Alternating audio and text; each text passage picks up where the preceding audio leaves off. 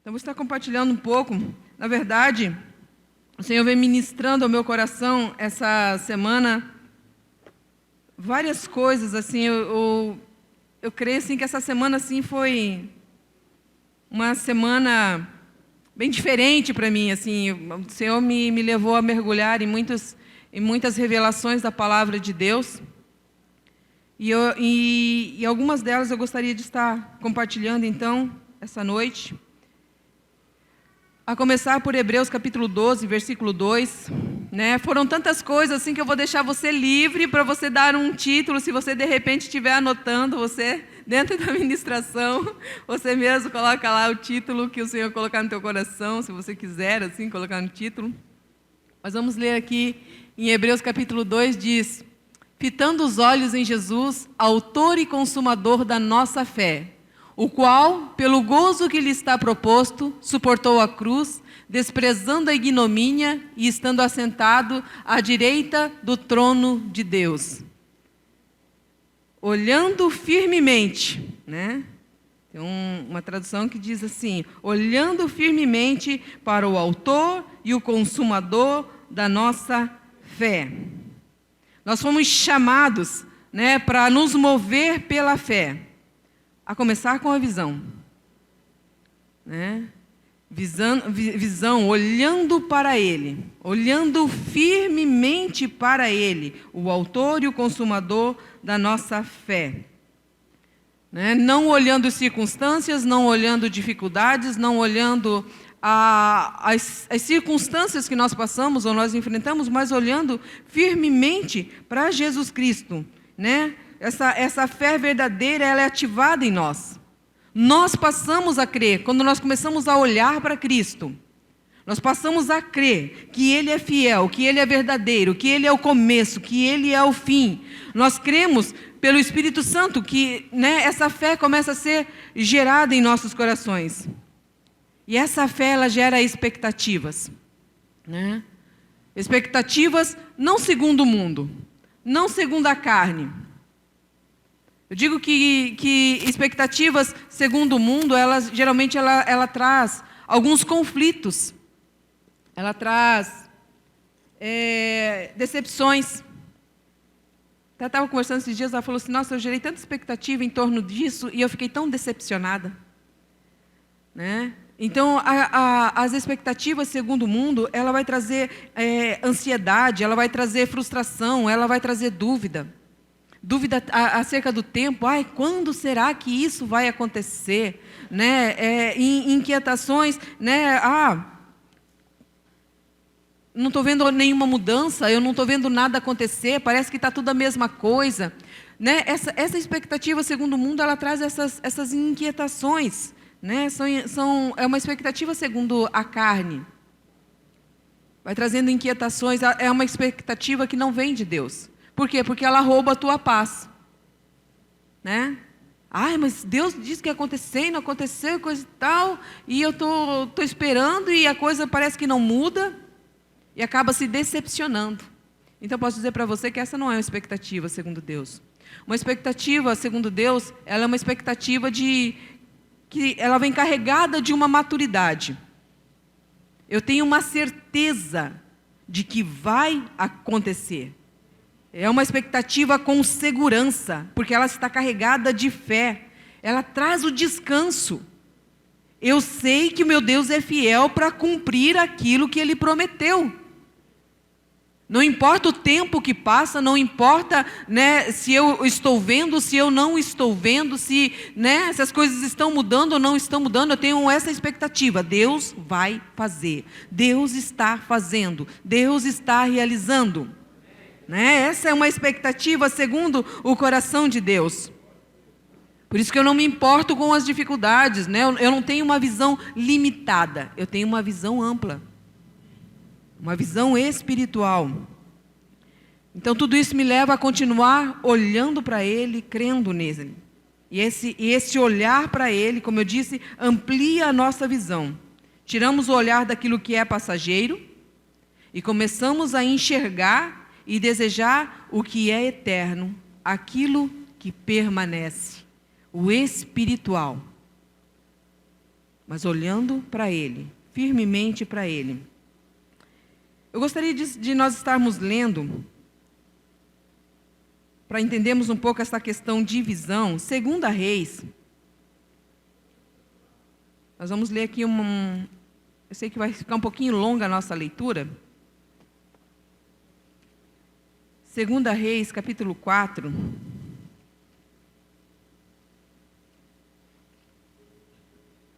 Nós vamos ler do 1 até o 37. Acompanhe comigo a leitura aí. Se você não trouxe a sua Bíblia, vai estar no telão. Se você tem o seu aplicativo.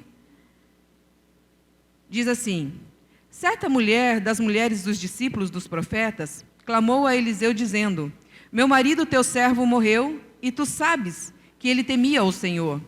É chegado o credor para levar meus 2 filhos para serem escravos. Eliseu lhe perguntou: que te hei de fazer? Dize-me o que é que tens em casa. E ela respondeu: tua serva não tem nada em casa, senão uma botija de azeite. Então disse ele: vai, pede emprestada vasilhas a todos os teus vizinhos, vasilhas vazias, não poucas. Então entra e fecha a porta sobre ti e sobre os teus filhos, e deita o teu azeite em todas aquelas vasilhas. Põe à parte a que estiver cheia. Partiu, pois, dele, e fechou a porta sobre si e sobre os seus filhos. Este lhe chegavam as vasilhas, e ela as enchia. Cheia as vasilhas, disse ela a um dos filhos: chega-me aqui mais uma vasilha. Mas ele respondeu: não há mais vasilhas. E o azeite parou. Então foi ela e fez saber ao homem de Deus. E ele disse: vai, vende o azeite e paga a tua dívida, e tu e teus filhos vivei do resto.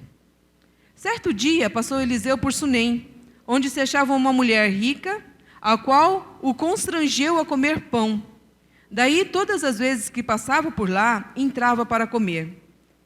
Ela disse ao seu marido: vejo que este que passa sempre por nós é santo homem de Deus.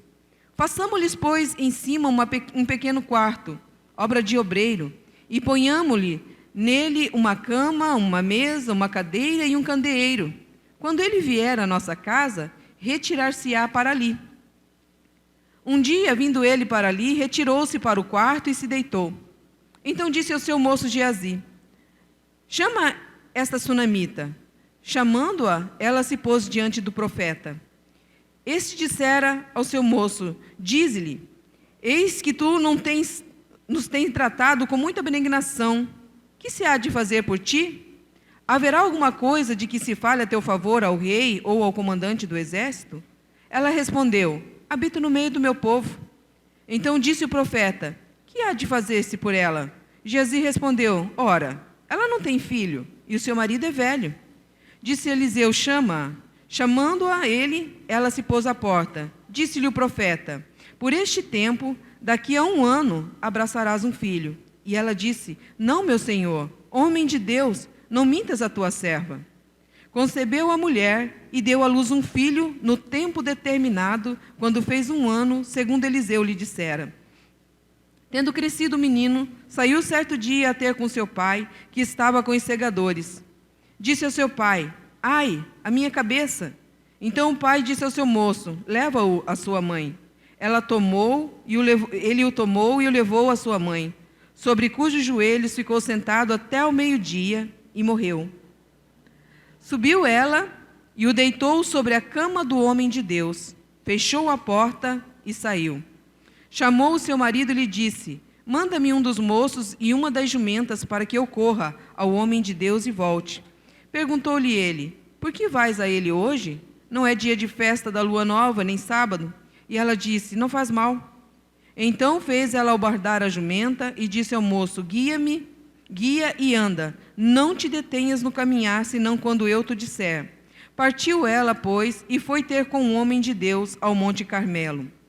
Vendo-a de longe, o homem de Deus disse a Geazi, seu moço: eis aí a sunamita. Corre ao seu encontro e diz-lhe: vai tudo bem contigo? Com teu marido? Com o menino? E ela respondeu: tudo bem. Chegando ela, pois, o homem de Deus ao monte, abraçou-lhe os pés. Então se chegou Geazi para arrancá-la, mas o homem de Deus lhe disse: deixai-a, porque a sua alma está em amargura.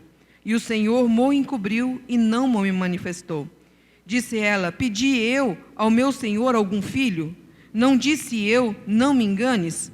E disse o profeta a Geazi: cinge os lombos, toma o meu bordão contigo e vai. Se encontrares alguém, não o saúdes, e se alguém te saudar, não lhe responda. Põe o meu bordão sobre o rosto do menino.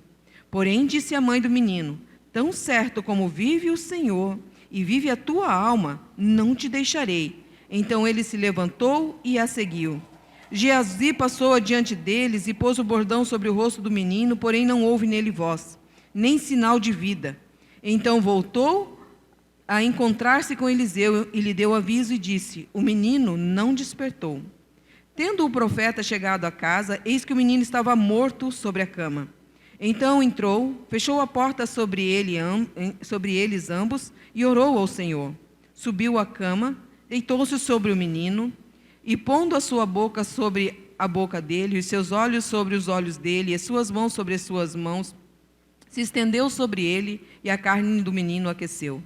Então se levantou e andou no quarto uma vez de lá para cá e tornou a subir e se estendeu sobre o menino e este espirrou 7 vezes e abriu os olhos. Então chamou a Geazi e disse: chama a sunamita. Ele a chamou e apresentou-se ela ao profeta. Este lhe disse: toma o teu filho. Ela entrou, lançou-se aos pés dele e prostrou-se em terra. Tomou o seu filho e saiu. Nós vemos aqui, meus queridos,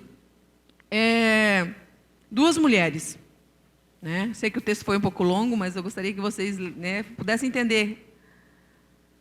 Tem 2 mulheres dentro de um mesmo mover profético, né? Uma procura Eliseu, dizendo: olha, eu estou com uma dívida grande, meu marido era profeta, ele morreu, e agora estão aí os credores, querem levar os meus filhos para serem escravos. Então, essa mulher, ela busca esse mover profético para suprir uma necessidade dela. Ela precisava que a sua necessidade fosse suprida, que os seus filhos não fossem vendidos, que a dívida fosse paga, que ela tivesse algum sustento.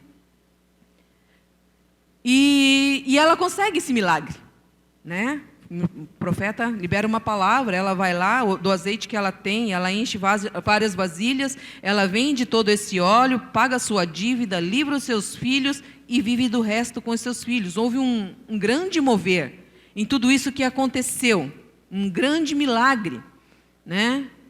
Só que essa mulher, ela vai atrás dessa unção, né, para suprir a sua necessidade, e foi somente isso que ela recebeu. Porque o óleo cessou. A hora que acabou a vasilha, o óleo cessou, né? Ela recebeu aquilo que ela buscava. Né? Porque o nosso Deus é assim. Quando nós buscamos a Ele, Ele nunca não vai nos lançar fora. Ele supre aquilo que nós estamos buscando nele. Né? E essa mulher, ela teve a sua necessidade suprida. Mas chegou o momento que o óleo cessou. E ela nunca mais precisou de um mover profético. Por quê? Porque ela estava suprida em todas as suas necessidades. Ela poderia viver um bom tempo com os seus filhos, né? O profeta falou: viva você e seus filhos com o que sobrar do resto. E ela então teve as suas necessidades supridas e não precisou mais de um mover profético. O óleo da vasilha cessou. Entretanto, porém, nós vemos essa sunamita, essa outra mulher, que entra dentro deste mover profético, né? Que não tem necessidade de nada. É uma mulher rica, a palavra fala. Só que ela tem um olhar diferente. Ela percebe o mover profético na vida do homem de Deus. E ela fala assim: eu estou percebendo que esse homem é um santo homem de Deus. Chama o marido: vamos fazer um quarto para ele? Né?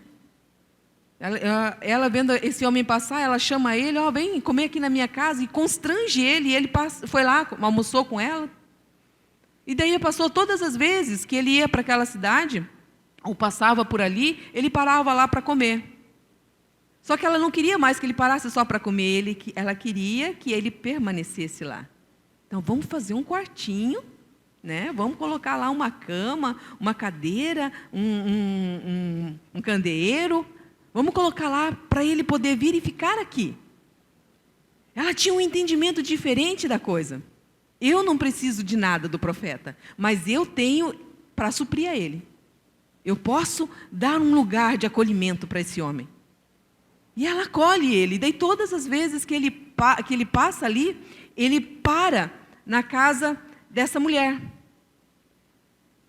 Essa mulher passa a acolher uma unção profética. Ela não queria algo passageiro. Ela queria algo que permanecesse. Então essa mulher, ela deseja hospedar, ela deseja acolher essa unção. Ela entrou dentro disso, dentro de uma expectativa segundo Deus. Ela não estava com necessidades, ela não precisava de nada, ela não estava com inquietação, ela tinha paz. Eu vou preparar um quarto para ele. Só que com isso, meus queridos, entrou dentro da casa dela, na sua vida, na sua família, na sua história, uma unção profética permanente. Não foi como o óleo da botija que cessou. Ela entrou dentro de um mover profético permanente. Ela não pede um filho. Ela não fala para o profeta, eu estou precisando de um filho. Ela simplesmente fala assim, não, eu estou aqui no meio do meu povo, eu estou bem abastada, eu não preciso de nada. Ela não pede um filho, mas ela recebe um filho. Né? O filho morre. Né? Eu acho tão interessante isso, que ela não pediu o filho, mas ela recebeu o filho, e de repente esse filho morre. Né? Mas essa mulher, ela tem uma expectativa tão segundo Deus, que permeia o seu coração, que permeia a sua vida, que você não vê, ela não grita, né? Ela não chora, ela não rasga as suas vestes, que era um costume da época, né? Quando alguém morria, rasgava as vestes, jogava cinza na cabeça, terra na cabeça, chorava, lamentava. Ela não fez nada disso. Ela não gritou, ela não rasgou as suas vestes, ela não jogou cinza sobre a cabeça, ela não entrou no processo de luto. Ela não entrou num processo de morte. Porque ela tinha um entendimento de que ela estava dentro de um mover profético. O que ela faz? Ela se levanta, ela pega esse menino, né, leva para o quarto do profeta, da onde a palavra foi liberada. Ela sabia que o óleo da unção permanecia naquele lugar, continuava a derramar. Por quê? Porque ela hospedou essa unção profética. E nem a morte poderia parar isso. Então ela se recusa a entrar num período de luto. Então muitas vezes a gente tem essa visão limitada, cheia às vezes de expectativas segundo o mundo, inquieto, às vezes indeciso, cheios de dúvidas, sempre buscando às vezes suprir as próprias necessidades. Aquilo que eu preciso, aquilo que eu quero, aquilo, né? Porque eu preciso de uma unção profética para isso, porque eu preciso de uma palavra profética para aquilo, porque o meu coração está inquieto, eu preciso de uma resposta. Às vezes a gente está sempre nessa inquietação, com o coração muito cheio de dúvidas, muito cheio de, dessas inquietações que não procedem do Senhor. Agora, se a gente tem essa visão limitada, não, eu vou buscar uma unção profética, ou eu vou buscar o reino de Deus somente para suprir a minha necessidade, vou dizer para você, você vai alcançar isso que você está precisando, isso que você está buscando. Como eu falei, o Senhor não lança fora ninguém, aqueles que o buscam. Mas vai ser sempre uma coisa limitada. Estou buscando isso, é isso que eu vou receber. Eu preciso daquilo. É isso que eu vou ter. Sempre às vezes com uma visão limitada. Então, seu óleo vai ser limitado às suas necessidades. Né? Mas se você decidir hospedar, se você decidir acolher essa unção profética, com um desejo de suprir a outros, né? Com um desejo de levar isso para outros, eu posso te dizer que o óleo não vai cessar. O óleo não vai cessar. A unção, ela não vai terminar. A sua visão não será limitada. Começa a ser uma visão ampla, com a expectativa segundo Deus. Esse nosso Deus que nos leva a nos mover de forma diferente, de uma fé firme de convicção. Acho interessante que essa mulher, ela prepara todas as coisas com a certeza de que teria o seu filho de volta. Ela resolve nem preocupar o marido marido dela pergunta, por que você vai lá no profeta? Não, tá tudo bem. Né? O Geazi vem correndo, conversa com ela, como que você está? Está tudo bem, está tudo bem. Então essa mulher, ela vai e ela busca o profeta vem aonde está o menino. Né? O menino está lá no quarto dele, da onde a palavra foi liberada, onde a unção está lá. Então, ela colocou no lugar certo. Então, como o óleo estava derramando, essa mulher, ela recebe um milagre maior do que ter concebido um filho. Ela recebe uma ressurreição. Ela recebe o seu filho da morte. Nem a morte pôde segurar aquilo que pertencia àquela mulher. Porque ela estava dentro de um mover profético contínuo. A coisa não parou porque entrou uma morte, porque entrou, né, algo que veio para derrotar, para destruir, para mudar. Não, essa unção contínua estava sobre ela. Aqueles que acolhem a unção profética, que a recebem, estes entram dentro de um processo. Né? Primeiro, recebe uma unção, acolhe, alimenta. Depois vem um mover de gerar filhos, passa a ter um entendimento diferenciado. Às vezes antes nem sabia direito o que estava fazendo, ela sabia que ela queria acolher o profeta, era isso que ela sabia. Né? Como a gente às vezes entra dentro de alguns moveres, a gente percebe, a gente tem uma impressão que está acontecendo alguma coisa, a gente não sabe direito o que está acontecendo, mas a gente sabe que Deus está movendo de uma forma diferente. A gente percebe isso. E quando nós entendemos isso, quando nós recebemos isso na nossa vida, nós entramos dentro desse processo, né? Eleva a um nível de entendimento de milagres. Aquele que dá filhos, ele os gera para milagres. Nós estamos dentro de um mover profético, onde o Senhor tem nos dado filhos e os tem dado para milagres. Glória a Deus, glória a Deus. Eu creio que nós estamos entrando nesse tempo, neste mover de milagres, né? De filhos que não vão ser detidos nem mesmo pela morte, né? Que não vão ser detidos pelas trevas. Então, que nem essa mulher, ela não se contenta com um bordão.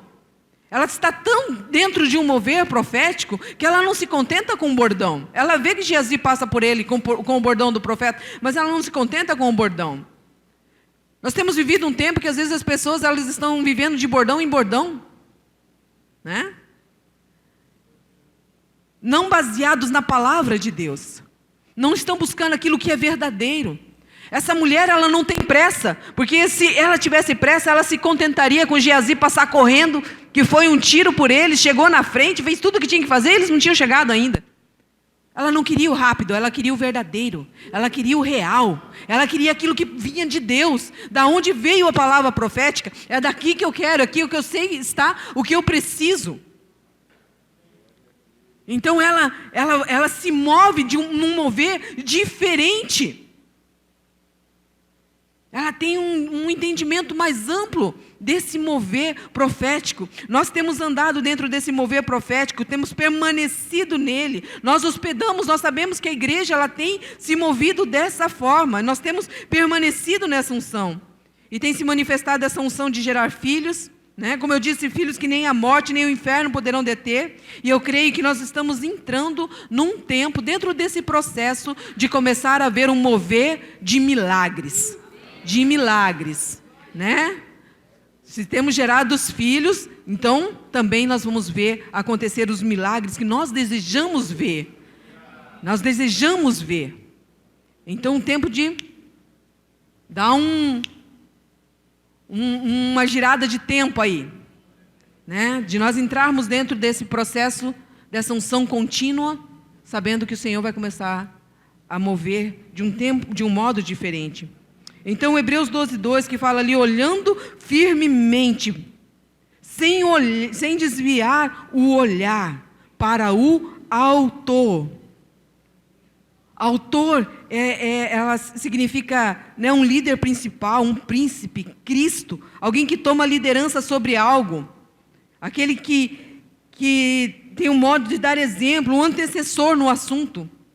Eu acho muito interessante que também significa pioneiro, aquele que entra para desbravar, aquele que entra para fazer a diferença. Então Jesus foi um pioneiro que entrou para desbravar, que entrou para abrir, que entrou para fazer algo novo. Ele é o consumador, o aperfeiçoador.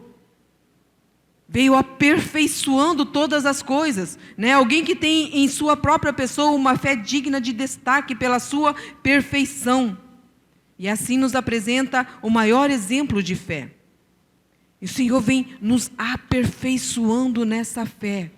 Uma fé que tem que ampliar a nossa visão, de sair dessa coisa pequena para algo maior. O Senhor quer nos levar a algo maior. Essa fé que levou Jesus a suportar a cruz, não fazendo caso da ignomínia, da vergonha nem da desonra. Ele suportou todas as coisas, né, passageiras, tendo em vista o que é maior, a alegria e a salvação de todos os que creem. Ele olhava pessoas salvas. Ele olhava, né, o resultado da cruz. Jesus, como autor e consumador da nossa fé, vem revelando a necessidade de tirar o olhar do que é passageiro e terreno e colocar o olhar no eterno, no que é verdadeiro, no que é espiritual. Então Jesus veio para ampliar a nossa visão. Ampliar a nossa visão, tirar essa visão do pequeno, do limitado, né, de uma visão humana, de uma visão sem fé, e colocar em nós uma visão de fé, que enxerga além do que se pode ver. Então a visão de Jesus era além da cruz. Ele olhava a obra da cruz, a revelação da graça. Então, eu vejo assim que Deus não tem nos feito para ter uma visão micro, uma visão pequena. O Senhor tem nos feito para ter uma visão macro. Amém? Uma visão do maior.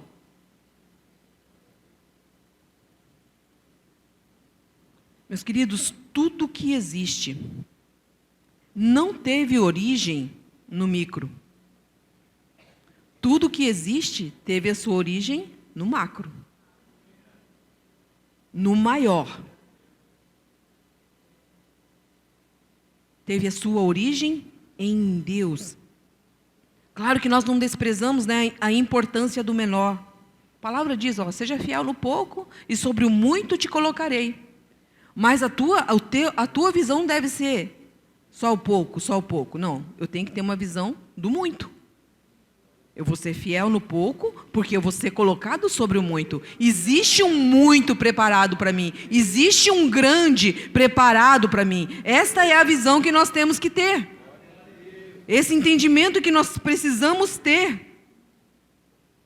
Então, o Senhor, Ele traz essa expectativa, né? Porque esse é o propósito de Deus, de colocar em nós, de nos fazer entender que nós estamos sendo preparados para o muito. E essa visão, essa fé, não nos deixa acomodarmos no pouco. Às vezes a gente se acomoda no pouco. Mas o Senhor, Ele gera essa fé, essa expectativa, segundo o coração dEle mesmo, para a gente não nos acomodarmos no que é o pouco, para nós realmente olharmos para o maior. Davi, por exemplo, ele não olhava para o pequeno Golias, que geralmente a gente prega, né? Golias grandão, coisa e tal. Davi não tinha um olhar do pequeno Golias, ele estava de olho em outra coisa. Ele estava com o olhar no reino. Se eu matar esse Golias, cara, eu vou poder casar com a filha do rei, eu vou poder ter isenção de impostos, eu vou participar desse reino aí. A visão dele era o reino, a visão dele não era Golias. Porque ele sabia que ele ia vencer Golias. Então, o olhar dele era além. Meus queridos, existe no mundo hoje uma supervalorização do que é pequeno, do que é mesquinho. A lei dessa cultura nos leva a moveres em torno de coisas passageiras. Tudo que é pequenininho vira maior bagunça. Vamos fazer arruaça, vamos lutar por essa causa, vamos lutar por aquilo, vamos lutar não sei o quê, lutando, várias lutinhas de coisas pequenas. Meus queridos, tudo isso vai acabar quando Jesus voltar. É passageiro. É passageiro. E às vezes nós crentes estamos nos preocupando com balelas, com o que está acontecendo lá fora. Porque está sendo aprovado não sei o quê, porque está acontecendo não sei o quê, porque filme não sei das quantas. Tudo isso vai acabar. Jesus vai voltar e vai pôr um fim em todas estas coisas. Em todas estas coisas. Nós não podemos nos envolver com essa visão micro do mundo. Com essa visão de supervalorização do pequeno. Às vezes eu vejo crente arrepiado aí porque as coisas estão acontecendo. Meu Deus, creia que você pertence ao reino de Deus, ao macro, ao maior. E se mova dessa forma. Se mova dessa forma. Jesus nos libertou para nós não nos movermos segundo o mundo, mas segundo o reino dos céus. Para isso Jesus nos libertou. Firmados no maior e não no menor. Firmados em Deus, o espiritual é maior do que o natural. E nós temos que entender isso. Nós temos que entender isso e passarmos a nos mover dessa forma. Então, às vezes nós estamos sofrendo por problemas. Eu sei que às vezes é difícil, a gente passa por algumas dificuldades que, meu Deus do céu, né? Não é porque a gente é pastor que a gente não passa por dificuldades, a gente passa por dificuldades. A gente passa por algumas lutas. Às vezes vem algumas tristezas, algumas decepções na nossa vida que acabam nos abalando. Mas infelizmente o que acontece? A gente olha firmemente para o problema. Olhando firmemente para o problema, para a dificuldade, olhando firmemente para aquilo, sendo que nós somos chamados para olhar firmemente para Jesus. Olhamos, às vezes, firmemente para o pequeno, para o problema, para a dificuldade, né? Olhando firmemente para isso, para o pequeno, ao invés de olhar firmemente para o autor e o consumador da fé, aquele que veio abrindo o caminho, aquele que preparou todas as coisas. Então, quando eu começo a olhar para o maior, eu começo a entender que o pequeno, né, faz igual Davi. O negócio aqui não é o Golias, não. O Golias é pequeno, estou olhando para o reino. Eu quero participar do reino, eu quero fazer parte desse reino. Né? Me mover segundo esse reino. Então tire o seu olhar do que é pequeno e comece a olhar para o maior. Olhar firmemente para Jesus. Lucas capítulo 12, versículo 31 e 32. Jesus fala assim: não temas, pequeno rebanho, porque agradou ao Pai dar-lhes o reino. Acho tão interessante, Jesus fala, o pequenino rebanho. Não temas, porque agradou ao Pai dar-lhes o reino. Jesus fala assim, olha, não temas, pequenino rebanho, porque Deus deu algo pequeno para vocês, porque vocês são pequenos. Foi isso que Jesus falou? Olha, não temas, pequeno rebanho, porque vocês estão recebendo algo do Pai. O Pai se agradou em dar para vocês o reino. O reino.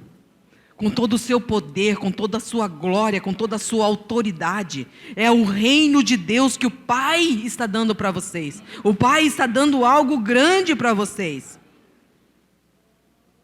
Mostrando que aquilo que é do reino, aquilo que é do Senhor, é maior.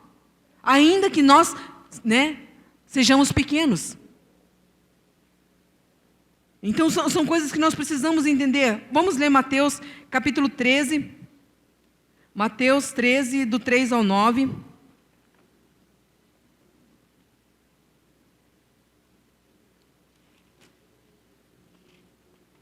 Mateus 13, do 3 ao 9, e depois do 24 ao 32, diz assim, a parábola que nós conhecemos. E de muitas coisas lhes falou por parábolas, e dizia, eis que o semeador saiu a semear. E ao semear, uma parte caiu à beira do caminho, e vindo as aves a comeram. Outra parte caiu em solo rochoso, aonde a terra era pouca, e logo nasceu, visto não ser profunda a terra. Saindo, porém, o sol a queimou, e porque não tinha raiz, secou-se. Outra caiu entre espinhos, e os espinhos cresceram e a sufocaram. Outra, enfim, caiu em boa terra e deu fruto, a 100, a 60 e a 30 por um. Quem tem ouvidos para ouvir, ouça. Versículo 24 ao 32. Outra parábola lhes propôs, dizendo, o reino dos céus é semelhante a um homem que semeou boa semente no seu campo. Mas, enquanto os homens dormiam, veio o inimigo dele, semeou o joio no meio do trigo e retirou-se. E quando a erva cresceu e produziu fruto, apareceu também o joio. Então, vindo os servos do dono da casa, lhe disseram, Senhor, não semeaste boa semente no teu campo, de onde vem, pois, o joio? Ele, porém, lhes disse, um inimigo fez isso. Mas os servos lhe perguntaram, queres que vamos e arranquemos o joio? Não, replicou ele, para que, ao separar o joio, não arranqueis também com ele o trigo. Deixai-os crescer juntos até a colheita. E no tempo da colheita, direis aos ceifeiros, ajuntai primeiro o joio, atai-o em feixes para ser queimado, mas o trigo recolhei-o no seu celeiro. Outra parábola lhes propôs, dizendo, o reino dos céus é semelhante a um grão de mostarda, que um homem tomou e plantou no seu campo, o qual é, na verdade, a menor de todas as sementes, e crescida é a maior do que as hortaliças, e se faz árvore, de modo que as aves dos céus vêm a aninhar-se nos seus ramos. O Senhor Jesus ele vem falando acerca do reino de Deus, usando a questão do semear sementes, né? Você ter sementes, você lançar sementes. Semente sempre é a parte menor, a coisinha pequenininha. Mas ele vem trazendo essa revelação para descrever o reino de Deus. E na parábola do semeador, é uma revelação tão tremenda de Jesus que vem como o semeador. E Jesus ele vem semeando através dos tempos. Você vê a revelação de Jesus Cristo de Gênesis a Apocalipse. Você vê em todo o Velho Testamento como que Jesus vinha sendo anunciado pelos profetas, pelo próprio Deus, pela palavra de Deus, pela lei. Então Jesus vinha sendo semeado. Jesus estava semeando. Jesus estava presente ali. Então ele vem semeando através dos tempos. Só que, meus queridos, a terra ela foi dada aos homens. Salmo 115, versículo 16, diz, né, que os céus é os céus do Senhor, mas a terra ele deu aos homens. Então a terra pertencia aos homens.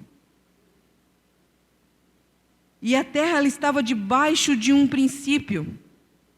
Essas coisas Deus foi ministrando no meu coração e eu preciso compartilhar isso com você. A terra ela estava debaixo de um princípio de consequência. Estava debaixo de um princípio de maldição. Gênesis capítulo 3, versículo 18, né? Nós vemos que a terra ela foi amaldiçoada. Deus falou assim, maldita é a terra, porque você deu ouvidos à tua mulher. Agora você vai comer do suor do teu rosto, e a terra vai te dar espinhos e abrolhos. Uma das palavras para tradução para abrolhos é pedregais, né? Espinhos que nascem no meio de pedras. A terra estava debaixo de uma maldição. A terra estava debaixo de um princípio de consequência de pecado. Então Jesus veio semeando entre espinhos, entre pedras, porque a terra só produzia espinhos e abrolhos. A terra, estando debaixo desse princípio, mesmo sendo semeado os princípios do reino através da lei, ela caía sempre entre espinhos e abrolhos, aquilo que o próprio homem produzia.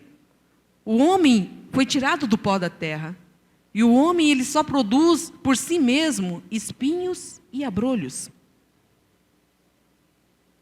Então a semente, ela caía numa terra improdutiva em si mesma.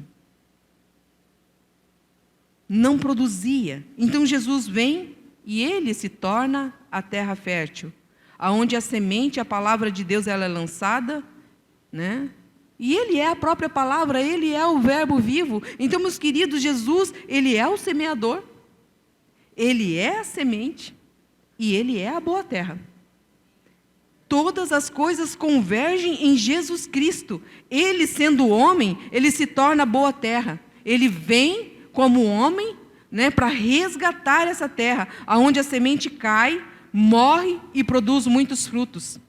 Trazendo então esse princípio do reino de Deus sobre a terra. Estabelecendo sobre a terra, trazendo muitos frutos, segundo a palavra do Senhor. Então todas as coisas convergiram em Jesus Cristo. Nós vemos isso em Colossenses 1, 17 ao 19. Se puder pôr lá para mim. E ele é antes de todas as coisas, e todas as coisas subsistem por ele. E ele é a cabeça do corpo, a igreja, é o princípio e o primogênito dentre os mortos, para que em tudo tenha a preeminência. Porque foi do agrado do Pai, que toda a plenitude nele habitasse. Então todas as coisas convergiram em Jesus. Ele é agora o semeador, ele é a semente que cai na terra e morre, ele é a terra fértil. E nele começa-se então a produzir, trazendo esse princípio do reino de Deus. Então a obra completa e consumada é dele. A obra consumada é dele. Ele é o Filho do homem, cumprindo o plano de Deus. O que ele faz? Ele quebra a maldição na cruz do Calvário. Ele leva em si mesmo toda a maldição, ele leva em si mesmo todos os espinhos, todos os abrolhos, tudo aquilo que impedia a semeadura do reino de Deus. E começa-se então, a partir dele, o poder cultivar o reino de Deus. O poder realmente lançar a semente sabendo que ela vai produzir seus frutos. Então quando Jesus disse na cruz, está consumado, então houve ali a consumação de todos os tempos, toda a plenitude nesse tempo, em Jesus na cruz. E essa consumação, essa obra completa. Então a partir dali o reino de Deus começa a ser cultivado dentro de um solo fértil, né? Como eu disse, ele arrancou na cruz, no seu corpo, os espinhos e os abrolhos. Então, meus queridos, sempre que nós levamos Jesus às pessoas, ele vai produzir. Porque está agora debaixo de um princípio de terra fértil, de terra santificada, de terra sarada. O Senhor Jesus sarou a nossa terra. E agora nós podemos semear. Meus queridos, quando você encontra uma terra inóspita, uma terra deserta, uma terra que é improdutiva, você tem dentro de você a boa terra. Você tem Jesus. E você pode lançar a boa terra nessas vidas, nesses corações, e você pode lançar a semente, e você tem a certeza de que vai dar frutos, de que a coisa vai acontecer. Isso começa a ampliar a nossa visão acerca de reino de Deus. Eu não posso ter a visão só do pequenininho, eu tenho que ter a visão do amplo. O que você tem cultivado na sua vida? O que você tem cultivado na sua casa, na sua família? O que você tem cultivado dentro do seu trabalho? Às vezes nós olhamos, né, para algumas dificuldades. Meus filhos estão passando por isso e por aquilo. Começa a levar essa terra fértil. Jesus Cristo ao coração dos teus filhos. Começa a levar essa terra fértil dentro do seu trabalho. Às vezes nós estamos cultivando lá dentro do nosso trabalho palavras de maldição, dizendo que não dá certo, dizendo que não vai para frente. Ah, porque o meu trabalho isso, porque o meu trabalho aquilo, porque o meu casamento isso, porque o meu casamento é aquilo. Meus queridos, até o diabo entende o princípio de semeadura. Nós vemos ali que quando foi semeado o joio, o inimigo só veio e lançou a semente e saiu fora. Ele sabia que ia crescer. Ele sabia que ia dar fruto. Então até o diabo entende o princípio de semeadura. A mídia entende o princípio de semeadura. Né? Planta uma ideia na cabeça das pessoas. Planta hoje, planta amanhã, vai plantando, até que aquela ideia que eles plantaram se torne uma verdade. As pessoas começam a assistir e dizer, é verdade isso daí. E o certo se torna errado e o errado se torna certo. Ah, é assim mesmo, é assim mesmo. Plantado, geralmente desde criança. Aquela ideia vem sendo plantada na cabeça da criança. Né? Depois se torna adulto e começa a dizer, não, isso daí é verdade. A mídia entende o princípio de semeadura. E às vezes nós não estamos entendendo o princípio de semeadura. Às vezes nós estamos semeando coisas que não deveríamos semear dentro da nossa casa. Semeando coisas que não deveríamos semear dentro do nosso casamento. Se você disser que o teu casamento não vai dar certo, você está lançando semente. Quer saber do negócio? Não vai dar certo não. Porque você está semeando isso. Se até o reino das trevas entende o princípio de semeadura, nós precisamos também entender isso. E começar a ter uma visão ampla da coisa. Começar a semear o reino de Deus. Dentro de um solo fértil. Meus queridos, tem algo que tem sido semeado na mente das pessoas, que eu digo que é uma produção em larga escala. As pessoas elas foram convencidas que a depressão é a doença do século e que não tem cura e que a cura é a morte. As pessoas estão querendo morrer. Hoje em dia as pessoas, porque eu estou triste, porque eu estou não sei o quê. Ela não busca a vida, ela busca a morte, ela quer morrer. Começa a crescer dentro dela essa semente. A solução é a morte, a solução é a morte, a solução é até que ela se mata. Só que todo dia você vê isso na mídia. As pessoas estão doentes, as pessoas estão deprimidas, a depressão está levando à morte, as pessoas estão doentes, as pessoas estão deprimidas, as pessoas estão sendo levadas à morte. E isso tem sido semeado de uma forma tão constante na vida das pessoas que elas creem nisso. E não existe solução, a solução é a morte. Meu Deus, nós temos que entender esse princípio. Nós temos que entender isso e trabalhar de forma diferente, começar a semear de forma diferente.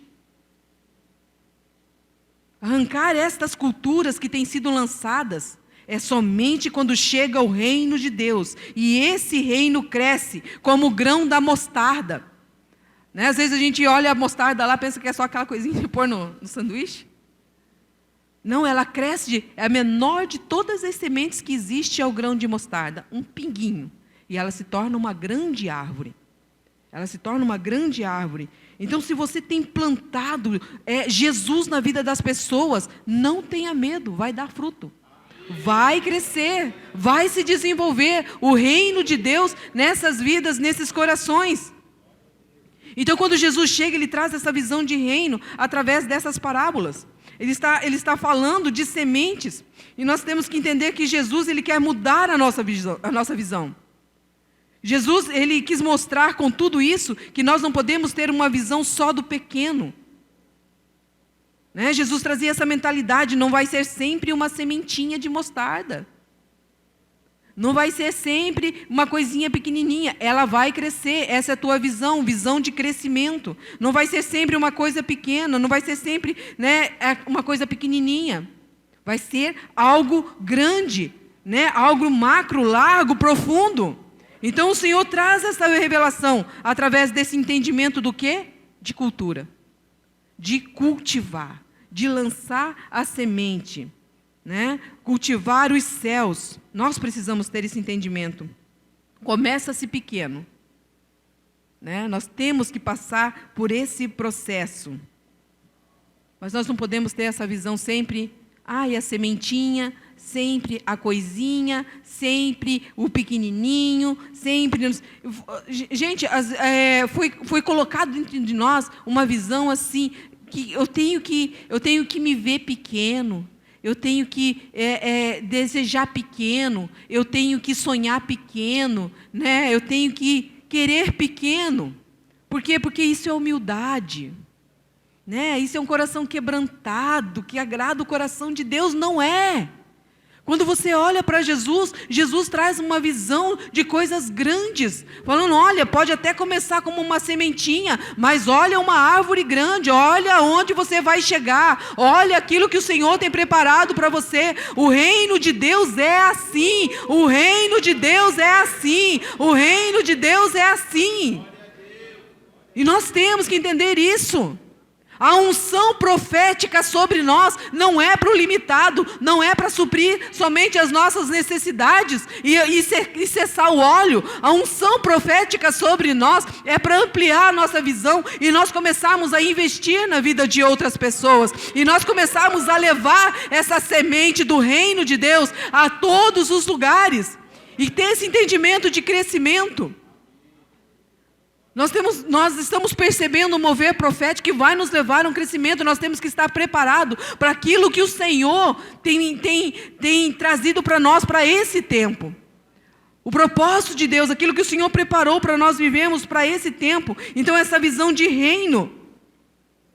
Por quê? Porque se eu tenho visão de reino, se eu tenho visão de que a coisa vai ficar grande, de que vai ter um crescimento, de que é algo profundo, algo verdadeiro. Se eu tenho essa visão, eu começo a investir. Eu começo a olhar as pessoas e falar, olha, esse daí é um líder. Esse daí tem potencial para líder. Né? Essa família vai ser curada e através dessa família, outras famílias vão ser curadas, outras famílias vão ser restauradas. Essa pessoa aqui, ela tem potencial para ir longe. E eu vou investir na vida dela. Eu tenho uma visão de reino. Eu tenho uma visão ampla. Eu começo a entender, eu não sou uma pessoa que não tem valor, eu não sou uma pessoa que nasceu para sofrer, eu sou uma pessoa que nasceu para ser vitorioso.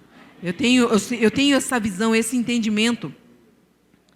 Então nós precisamos caminhar nisso, né? Naquilo que não cessa, aquilo que não para, aquilo que permanece de geração em geração, de glória em glória, de poder em poder. Essa é a visão de reino. E nós precisamos começar a ter essa mudança de visão, meus queridos. Né? Não ter uma visão, às vezes, micro daquilo que o Senhor está fazendo de nós. Nós precisamos começar a ter uma visão mais ampla. Tanto acerca de ministério, como acerca da igreja. Né? Começar a perceber que o Senhor tem preparado para nós coisas maiores. Deus tem preparado para as nossas vidas algo maior. Assim como a semente, ela morre para o pequeno, né? A semente ela é lançada na terra, ela morre para o pequeno para dar lugar a algo grande. A algo que vai crescer e que vai produzir. Às vezes nós precisamos, né, começar a dizer assim, não, essa visão de pequeno vai ter que morrer dentro de nós, para poder dar lugar a algo maior. Né? Começou pequeno, mas o que Deus tem preparado é algo grande. Nós temos que avaliar isso, ter essa visão, vamos dizer, essa visão apostólica do reino de Deus, né?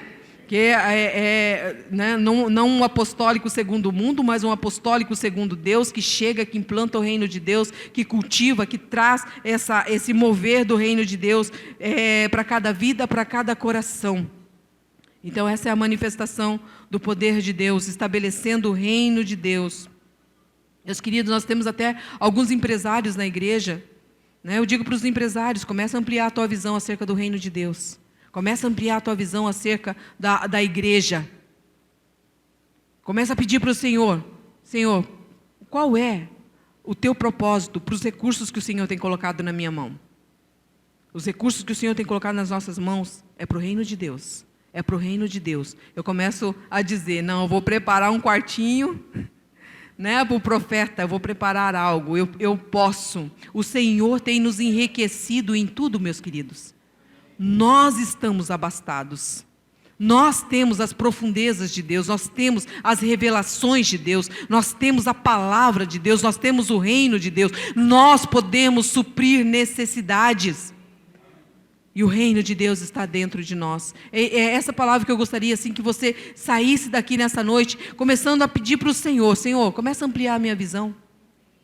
Começa a ampliar a minha visão acerca do meu ministério, começa a ampliar a minha visão acerca do reino de Deus, acerca das pessoas, aquilo que o Senhor tem preparado. Começa a ampliar a minha visão para aquilo que o Senhor tem preparado para a minha família. Às vezes nós olhamos a nossa família como se, os nossos filhos, como se não fosse dar em nada. Vai dar, começa a semear o reino de Deus. Começa a semear o reino de Deus dentro da sua casa, dentro da sua família e do seu trabalho. Fique de pé, vamos ficar de pé.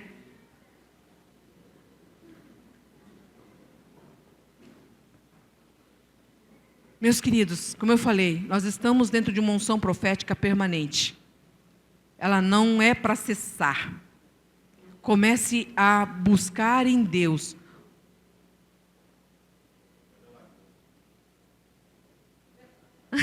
Aleluia! Amém. Ó, colocaram no título aí. Ai, ai. Bem isso mesmo. Glória a Deus. Então, vamos ampliar a nossa visão. Eu creio que Deus está nos preparando para coisas maiores. Eu creio que nós estamos entrando num tempo. Mas nós estamos no final do ano, né? Em Jesus Cristo, a consumação de todos os tempos. E nós estamos em Jesus. Nós estamos em Jesus. Tem coisa para acontecer. Existe um mover profético sobre as nossas vidas. Existe um mover profético sobre a nossa igreja. Que o Senhor tem nos preparado para coisas grandes. Coisas grandes. Né? Começou pequeno, mas o Senhor tem o grande, o Senhor tem algo maior, coisas maiores para nós. E nós estamos aqui para suprir necessidades.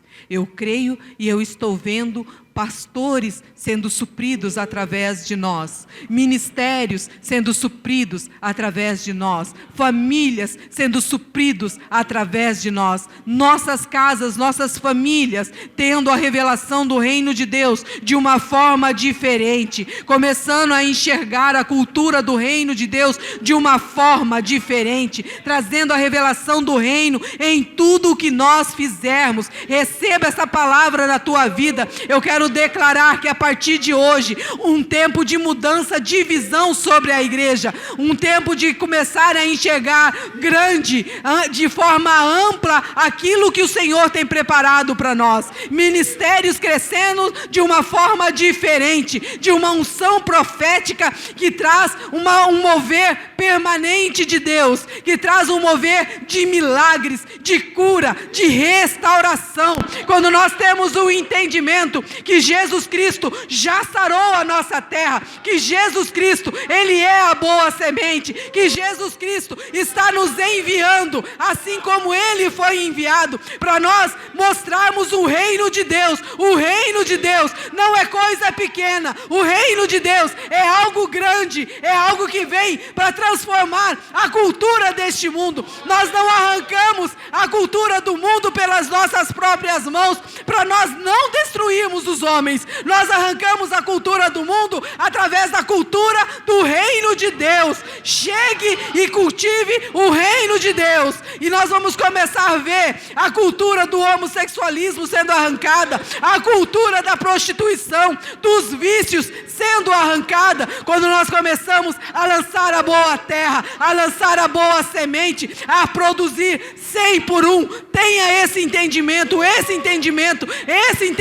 sobre a sua vida, em nome de Jesus. Pai, nós estamos aqui, Senhor, e nós cremos num novo tempo, num mover sobrenatural da Tua presença, Senhor, sobre a Tua igreja, Pai, em nome de Jesus. É um tempo, Senhor, de morrer para o pequeno, para crescer, Senhor, para, Senhor, nascer para o grande, aquilo que o Senhor tem preparado para nós. Começa, Senhor, a ampliar a nossa visão. Vem, Espírito Santo, vem sobre a Tua igreja, vem, Senhor, sobre a Tua igreja no Brasil, Senhor. Comece a ampliar, Senhor, a visão de reino, Senhor, em nome de Jesus, Senhor. O Senhor nos chamou, Senhor, para sermos colocados sobre o monte, Senhor, em nome de Jesus. O Senhor não nos fez para estarmos escondidos debaixo de uma cama. O Senhor nos fez, Senhor, para estarmos em cima, para iluminarmos,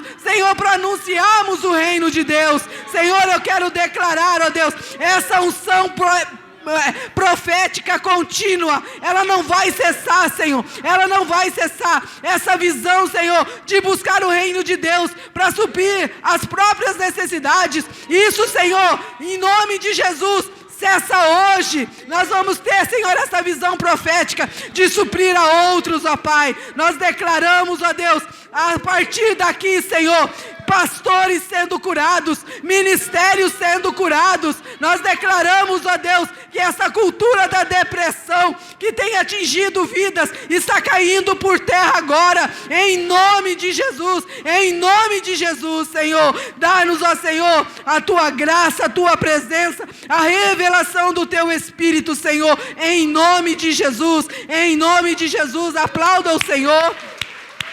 Aplauda o Senhor, glória a Deus, aleluia, aleluia, e aleluia, glória a Deus, aleluia.